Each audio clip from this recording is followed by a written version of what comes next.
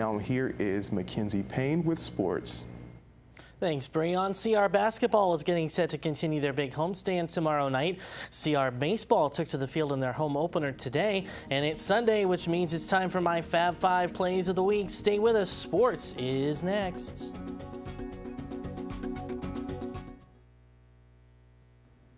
Good evening and welcome into sports on this Sunday. I'm Mackenzie Payne in for Tyler Stricker.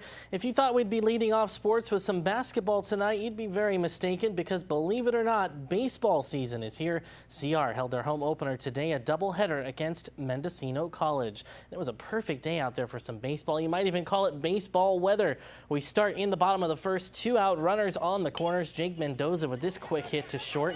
The throw to first, not in time. Kobe Candaroma scores, and it's 1-0 Corsairs. On to the third now, same score, no outs. Candaroma with a short hit in the infield. It's basically a bunt, and it works perfectly. It's a hit for the sophomore, and it set up this. Runners on the corners. Fortuna's Coco Figueredo with the shot to left. It gets by the fielder. It's a 2 RBI single for Figueredo, and CR is up 3-0. And they weren't done. Same frame, Noah Sorrell batting. It's a strike to Sorrell, but the throw to second is not in time, and the throw back to home also not there in time. Hunter Jury scores, and after 3 innings, it was all CR up 4-0, and the Corsairs go on to crush the Eagles 12-0 the final in Game 1. Hunter Jury with the grand slam. Roy Benzel picks up the win, and in Game 2, it ends in a tie, 7-7 the final in 8 innings. The game was called due to darkness. CR moves to 1-2-1 on the season. From the field to the court, CR men's basketball is in the midst of what has turned into a grueling homestand with 4 games in just 7 days. The Corsairs opened the homestand last night against Feather River with a 13-point loss. CR has no time to dwell on the loss to the Golden Eagles, however, as they will now have to turn to Monday's matchup against Lassen College. The Cougars sit at 11-9 on the year, including 1-2 in the GVC. The Corsairs will have their work cut out for them as they try to keep up with their busy schedule. The three-point shot is their big equalizer. So, if we can hopefully control the three-point shot and limit them to 1 shot, I think we'll be fine with them too. It's just, we're lucky that these 4 games in a row are at home. We play Saturday, Monday, Wednesday, and then Saturday. So it's a tough stretch, but at least we're all at home. We've had a long break with all our games getting canceled. And I think we're all just ready to get back on the court and are ready for some games. I think we're playing good. I think we can only get better.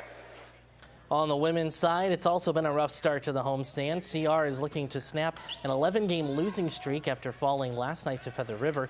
Their next opponent, Lassen College, also happens to be the last win for CR, which happened back on December 1st. The focus now for the Corsairs is on their stamina through the homestand. We've been conditioning. What we want to show is that we have heart and condition and strength so that we can excel in these games. That's one thing Coach Hungerford has been putting pressure on these girls to be in shape so we can at least compete to the level that our competition's going to be. To be honest, what determines is our confidence into the game, because we have the skill set to beat any team we really want to. It's a mind game. If we feel good about it, we perform, and then we win. With 2017 now nearly 1 month old, the time has come for a new season for Humboldt Roller Derby. The 10th anniversary season opened last night at Redwood Acres. It was a packed house on hand for the exhibition bout between the 2 local teams, the North Bay Jetties and the Widowmakers. The bout is both a full-on contest as well as a chance for the skaters to get themselves set for their first bout against other teams. HBD's next home contest against the Lava City Roller Dolls is set for February 18th at Redwood Acres. Well, it's another week in the books, and that means it's another week's worth of highlights, so let's get right to it. Here are my Fab 5 plays from the past week, and here we go. Number 5, high school boys basketball, Eureka at Arcata. First quarter, no score. Hunter Sanch driving, but Jacob Lyon says, I don't think so. A huge block. Check this out again. Just a thunderous slam. Arcata, though, went on to win 54-19. Number 4, it's girls basketball, Eureka at St. Bernard's. In the third quarter, Crusaders down 7. Betsy Brown with the board, and check out this hook shot here. What a play here by Brown. SB, though, would fall 63-49. Number 3, another game with the Lady Loggers, this time at Arcata. In the first quarter, Tigers up 5. Ashley Quigley, I'll take that to Vanessa Holland, who floats it in for the score. Arcata went on to win this one 74-54. Number 2 boys basketball, Hoopa at Mac in the first. Warriors up 7 at Stony McCoy. He was on fire. Puts this up from deep and count it. It was one of 3 trays in just 1 quarter. Hoopa, though, would fall 69-62. And the number 1 play of the week at CR men's basketball against Feather River. Tied at 14 in the first with the shot clock winding down. Logan Thrapp from the corner and splash. The big tray gave CR the lead, but they would fall 83-70. And those are my Fab 5 plays of the week. Stay with us. We're back with more news right after this.